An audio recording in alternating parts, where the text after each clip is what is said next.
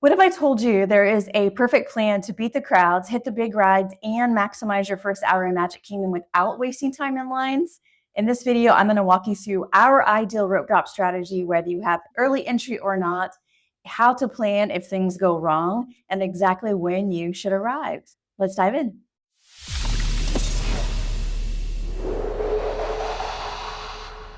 Hi, I'm Shannon from WDW Prep School.com, and I just realized I have on a shirt that would be better for an Animal Kingdom video. Let me fix that. Okay, that's better. Has a castle on it at least. All right. So I'm very passionate about touring in general, but especially at Magic Kingdom where things can be very, very tricky. And so I want to walk through some options today so that you don't have to wait in lines.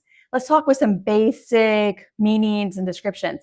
The word rope drop might be confusing if you are new. It just means the regular park opening.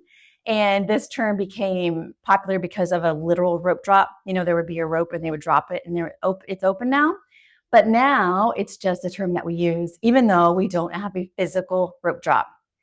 Early entry is something that on-site guests can do where they go to the parks every day, they get in 30 minutes early, and only part of Magic Kingdom is open for early entry, which is why we always say there are two rope drops, one for early entry and one at regular park opening.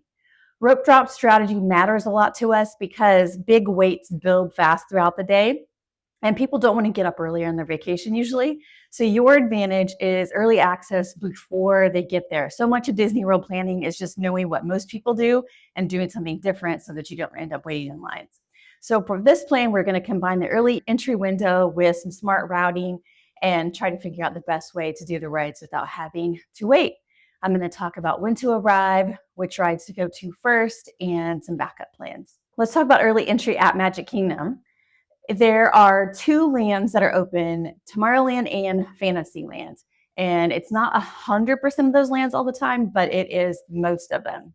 For example, as of the time I'm recording this, Tron is not officially part of early entry, even though it is in Tomorrowland. You can still line up for it, but it isn't operating. I do think maybe it will be added to early entry eventually, so make sure you check the list of rides that are open for early entry as of the time that you are watching this. The trade-off of early entry is that you have time that you spend waiting before the parks open versus time in lines later in the day. We think it's worth it because it's cooler temperatures and you're waiting once in the morning versus every single ride later in the day, but you can do whatever you want during your trip. This is just how we suggest doing it. It is important to know when to arrive in order to maximize your early entry rope drop strategy, because you really want to position yourself well to make the most of your 30 minutes that you have. If you're going to Magic Kingdom by bus, we do suggest being at the bus stop 90 minutes before early entry. So that means if regular park opening is at 9, early entry is at 8:30, that means you're at the bus stop at 7. For monorail, about 75 minutes before, boats, about 60 to 75 minutes. And if you happen to be within walking distance, then we suggest that you be at Magic Kingdom about an hour before early entry begins. If you're driving, the parking lot's open usually about an hour before early entry, so I would just make sure you're at the front of that group if you can. Okay, we have some different strategies to consider, and I'm going to start with the most popular one, which is rope dropping Seven Dwarfs Mine Train. This is very popular, not only because it's just a popular ride all the time, but because it is a single pass lightning lane. It is not part of the multi-pass lightning lane system, and some people don't want to pay for it. So a lot of people head there first thing. In fact, most people head there first thing. It does have a 38-inch height requirement. So if you're a family that wants to ride and not everybody hits that height, it may not be ideal at this time, although you can do rider switch if you would like. Wait times for Seven Dwarfs Mine Train during the day are often 70 minutes or longer. So that's why a lot of people want to get it in sooner before those lines grow. And it is not part of the Lightning Lane multi-pass system. So it is always going to be popular as part of early entry as people try to save some money, but also avoid waiting in long lines. So if you find yourself in a situation of wanting to ride it, but not paying for the single pass lightning lane, early entry is one of the best ways to do it. The order of your rides during early entry and shortly thereafter is going to matter. So if you're at the front of the pack for Seven Dwarfs, then you might have a chance to do a second attraction during early entry, and we would recommend that be Peter Pan's Flight. And then at that point, you can move towards other lands for a second rope drop because everything else will open at the official park opening. In the example that I just gave, the 8:30 would be early entry, 9 o'clock for regular opening. And at that point, other things are opening for the first time. So you have another chance to rope drop. For this second rope drop, we suggest something like Haunted Mansion or Tiana's Bayou Adventure, Jungle Cruise, and then Pirates of the Caribbean. That order will allow you to get on most of those things without long waits, but the waits on all of them will grow throughout the day. If Seven Dwarfs Mine Train happens to be down during early entry, which is very common, we suggest heading over to Peter Pan's Flight and then following the rest of the list from there. And then hopefully you can come back to Seven Dwarfs Mine Train later if it reopens. There are so many ride outages nowadays that I feel like we have to have these pivot plans in place all the time because it's hard to give you an order when you don't actually know what's going to be up. Strategy number 2 is my favorite strategy, and that is to rope drop Peter Pan's Flight.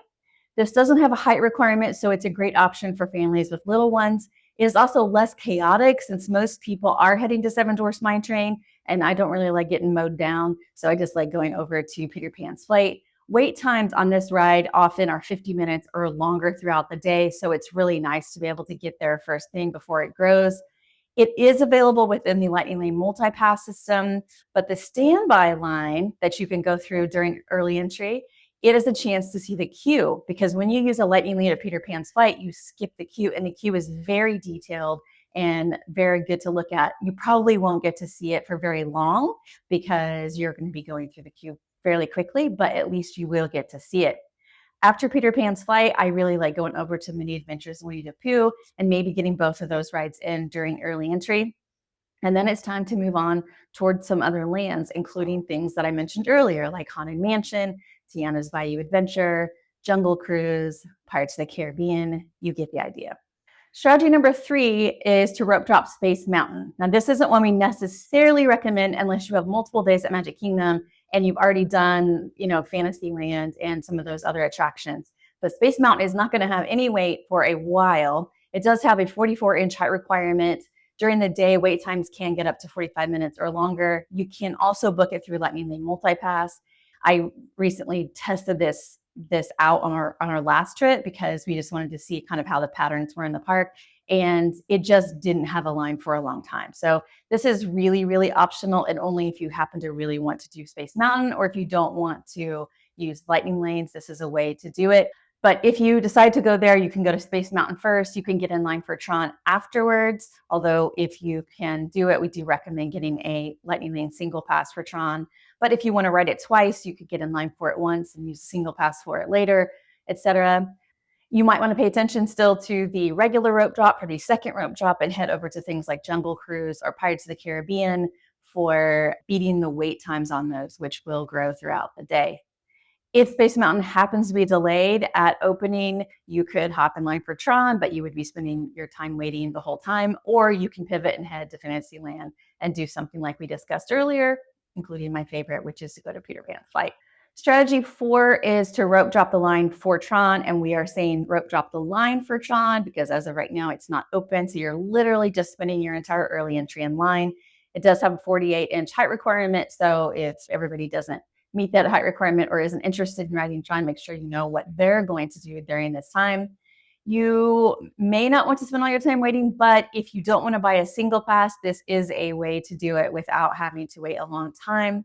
If it is important to you to be as close to the front of line as possible, you can jump in this line right away so that as soon as it does open, you'll be one of the first to ride for the day.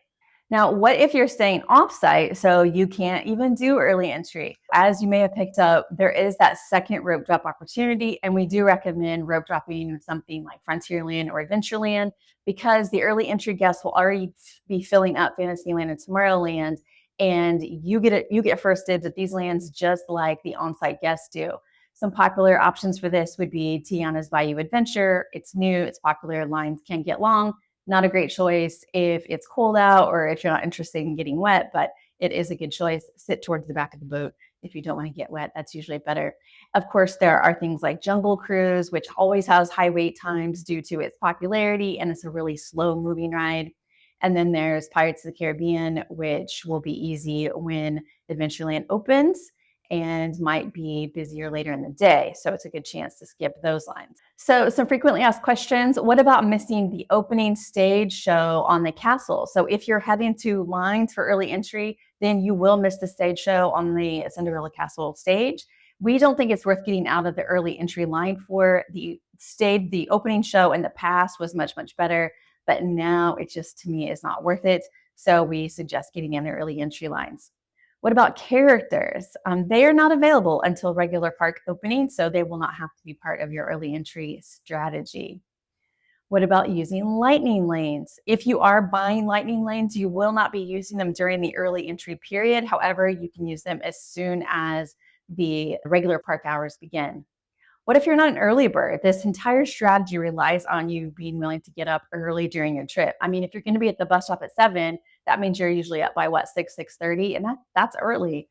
Many strategies will work the same towards the end of the night. So the things that are popular for us to recommend in the first hour or two, they also are good to try the last hour or two, because the more extreme the hours, the fewer the people are usually. Your mileage on that is going to vary throughout the year, because sometimes Magic Kingdom shuts down earlier than other times of year. So the later it's open, the more effective that is. So to summarize, we do recommend that you arrive early so you can be at the front of the pack for early entry if you are using it. Number 2, make sure you use the early entry lands smartly. Take advantage of the things that are open when you are there. Pick one of these strategies, like are you going to Seven Dwarfs Mine Train first, Peter Pan's Flight first, Space Mountain, Tron, and then have a backup plan, because rides do unfortunately go down a lot. So just know what you're going to do if your primary focus isn't available. Flexibility is going to be key. We don't want to be too rigid, but we do like to have some sort of structure in the first couple of hours to help you avoid long lines. So we want you to be as strategic as you can. If you have any questions or alternate strategies that you like to use for your trips, I would love to hear them. Please leave those in the comments, and thanks for watching.